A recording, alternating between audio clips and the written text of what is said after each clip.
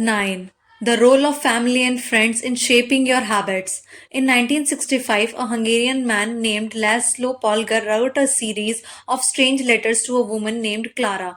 Laszlo was a firm believer in hard work. In fact, it was all he believed in. He completely rejected the idea of innate talent. He claimed that with deliberate practice and the development of good habits, a child could become a genius in any field. His mantra was, a genius is not born but is educated and trained. Laszlo believed in this idea so strongly that he wanted to test it with his own children, and he was writing to Clara because he needed to wife willing to jump on board. Clara was a teacher, and although she may have not been as adamant as Laszlo, she also believed in with proper instruction, anyone could advance their skills. Laszlo decided a chess would be suitable field for the experiment, and he laid out a plan to raise his children to become chess prodigies. The kids who would be homeschooled, a reality in Hungary at that time. The house would be filled with chess books and pictures of famous chess players. The children would play against each other constantly and compete in the best tournaments they could find.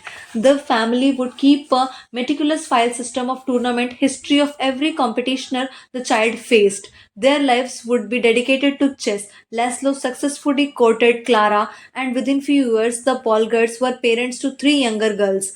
Sufan, Sophia, and Judith. Susan, the oldest, began playing chess when she was 4 years old. Within 6 months, she was defeating adults. Sophia, the middle child, did even better. By 14, she was the world champion, and few years later, she became grandmaster. Judith, the youngest, was the best of all. By age 5, she could beat her father. At 12, she was the youngest player ever listed among the top 100 chess players in the world. At 15 years, 4 months old, she became the youngest grandmaster of all time, younger than Bobby Fischer, the previous record holder. For 27 years, she was the number one ranked female chess player in the world. The childhood of the Polgar sisters was atypical to say at least, and yet, if you ask them about it, they claim their lifestyle was attractive, even enjoyable. In interviews, the sisters talk about their childhood as entertaining rather than grueling. They loved playing chess, they could not get enough of it. Once Laszlo reportedly found Sofia playing chess in the bathroom in the middle of the night, encouraging her to go back to sleep. He said, Sophia, leave these pieces alone, to which she replied, Daddy, they won't leave me alone. Polgar sisters grew up in a culture that polarized chess above all else, praised them for it, rewarded them for it. In their world, an obsession with chess was normal. And we are about to see whatever habits are normal in your culture are among the most attractive to be behaviors you will find. The seductive pull of social norms. The seductive pull of social norms. Humans are herd animals. We want to fit in, to bond with others, and to earn the respect and approval of our peers. Such inclinations are essential to our survival. For most of our evolutionary history, our ancestors lived in tribes. Becoming separated from the tribe, or worse, being cast out, was a death sentence. The lone wolf dies, but the pack will survives. Meanwhile, those who collaborated and bonded with others enjoyed increased safety, mating opportunities, and access to resources. As Charles Darwin noted, in the long history of humankind, those who learned to collaborate and improvise most effectively have prevailed. As a result, one of the deepest human desires is to belong, and this ancient preference exerts as a powerful influence on our modern behavior. We don't choose our earliest habits, we imitate them. We follow the script handed down by our friends and family, our church or school, our local community, and society at large. Each of these cultures and groups come with its own set of expectations and standards. When and whether to get married, how many children to have, which holidays to celebrate, how much money to spend on your children's birthday party. In many ways, these social norms are invisible that guide your behavior each day. You are always keeping them in mind, even if they are not at the top of your mind. Often, you follow the habits of your culture without thinking, without questioning, and sometimes without remembering. As the French philosopher Michel de Montaigne wrote, the customs and practices of life and society sweep us along. Most of the time, going along with the group does not feel like a burden. Everyone wants to belong. If you grow up in a family that rewards you for a chess skills, playing chess will seem like a very attractive thing to do. If you work in a job everyone wears expensive suits, you will be inclined to splurge on one as well. If all of your friends are sharing an inside joke or using a new phrase, you will want to do it too, so they know that you get it. Behaviors are attractive when they help us to fit in. We imitate habits of three groups in particular. First, the close; second, the many; third, the powerful. Each group offers an opportunity to leverage the second behavior change and make our habits more attractive. First, imitating the close. Proximity has powerful effect on our behavior. This is true of the physical environment as we discussed in chapter number 6, but it is also true of the social environment. We pick up habits from the people around us. We copy the way our parents handle arguments, the way our peers flirt with one another, the way our co-workers get results. When your friends smoke pot, you give it try too. When your wife has a habit of double checking that door is locked before you going to bed, you pick it up as well. I find that I often imitate the behavior of those around me without realizing it. In conversation, I'll automatically assume the body posture of the other person. In college, I began to talk like my roommates when traveling to other countries. I unconsciously imitate the local accent despite reminding myself to stop. As a general rule, the closer we are to someone, the more likely we are to imitate some of their habits. On groundbreaking study tracked 12,000 people for 32 years and found that a person's chances of becoming obese increased by 57% if he or she had a friend who became obese. It works the other way too. Another study that if one person in relationship lost weight, the other partner would also slim down to one third of the time. Our friends and family provide a sort of invisible peer pressure that pulls us in their direction. Of course, peer pressure is bad only if you are surrounded by bad influences. When astronaut Mike Massimino was a graduate student at MIT, he took a small robotics class. One of the 10 people in the class, 4 became astronauts. If your goal was to make it into space, then that room was about the best culture you could ask for. Similarly, one study found that the higher your best friend's IQ at age 11 or 12, the higher your IQ would be at age 15. Even after controlling for natural level of intelligence, we soak up the qualities and practices of those around us. One of the most effective things you can do to build better habits is to join a culture where your desired behavior is the normal behavior. New habits seem achievable when you see others doing them every day. If you are surrounded by fit people, you are more likely to consider working out to be a common habit. If you are surrounded by jazz lovers, you are more likely to believe it's reasonable to play chess every day. Your culture sets your expectation for what is normal. Surround yourself with people who have the habits you want to have in yourself. You will rise together. To make your habits even more attractive, you can take this strategy one step further. Join a culture where your desired behavior is normal behavior. Second, you already have something in common with the group. Steve Camp, an entrepreneur in the New York City, runs a company called Need Fitness.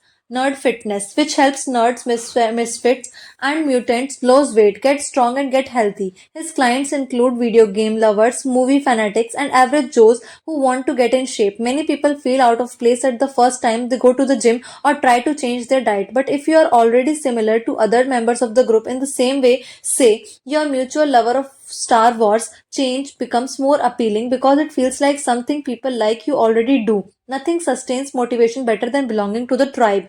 It transforms a personal quest into shared one. Previously, you were on your own. Your identity was singular. You are a reader. You are a musician. You are an athlete. When you join a book club or a band, a cycling group, your identity becomes linked to those around you. Growth and change is no longer as individual pursuit. We are readers, we are musicians, we are cyclists. The shared identity begins to reinforce your personal identity. This is why remaining part of the group after achieving a goal is crucial to maintaining your habits. It's friendship and community that embed a new identity and help behavior last over the long run. Second, imitating the many. In 1950s, psychologist Solomon Asch conducted a series of experiments that are now taught to legions of undergrads each year. To begin each experiment, the subject entered the room with a group of strangers unknownest to them.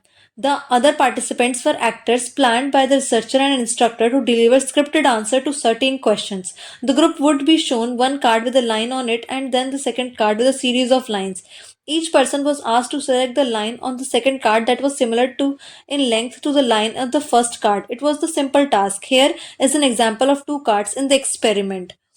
The experiment always began the same. First, there would be some easy trials where everyone agreed on the correct line. After a few rounds, the participants were shown a test that was just as obvious the previous ones, except the actors in the room would select an internationally incorrect answer. For example, they would respond A to the comparison shown in figure.